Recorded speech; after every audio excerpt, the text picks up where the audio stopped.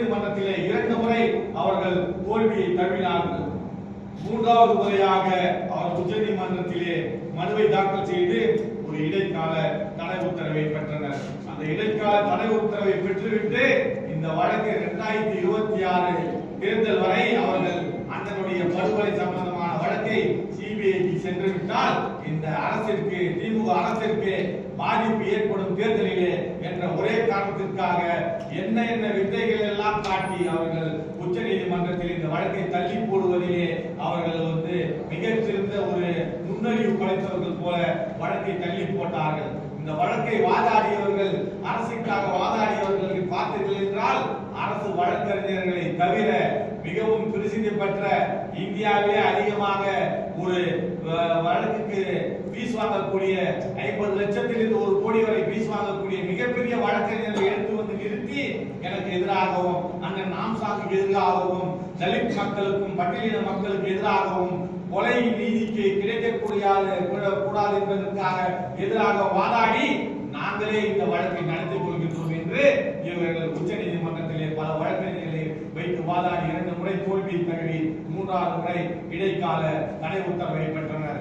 அது மட்டுமல்லாமல் ஒரு விஷயத்தை சொல்லிக் கொள்ள விரும்புகின்றேன். கடந்த முறை அஜித் குமார் என்ற ஒரு இளைஞர் காவல்துறையினரால் அங்கு அடித்துக் கொல்லப்பட்டார் என்று ஒரு புகார் எழுந்த பொழுது அந்த வழக்கை முன்னாள் முதலமைச்சர் திரு மு.க. ஸ்டாலின் அவர்கள் உடனடியாக அந்த குடும்பத்திற்கு, காவல்துறை அந்த குடும்பத்திற்கு முதலமைச்சர் போன் செய்து இனி அந்த வழக்கு நடந்ததற்கு நாம் தார்மீகமாக வருத்தம் தெரிவித்துக் கொள்கிறேன், இந்த வழக்கை சிபிஐ எடுத்து விசாரிக்கட்டும் என்று மாற்றினார்.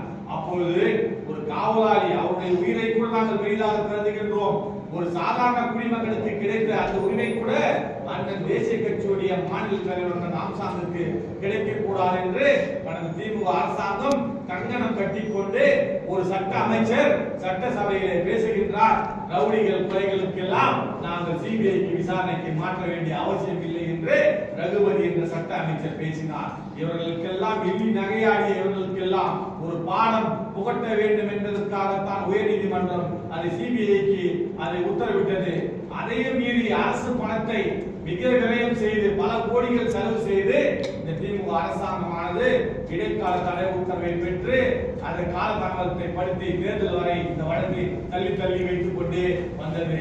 இவர்கள் அரசும் வீழ்ந்தது. அதே போன்று அங்கு குளத்தூர் தொகுதியிலே வீட்டு வாசலிலே மாநில தலைவர் படுகொலை செய்யப்பட்ட தலித் மக்கள் வாக்குகள் 50,000 வாக்குகள் இருக்கின்றன. எந்த ஒரு தலித்தும் இவர்களுக்கு வாக்களிக்கவில்லை. யாருக்கு வாக்களித்தால் வெற்றி பெறுவார்கள் என்று நினைத்தார்களோ அவர்களுக்கு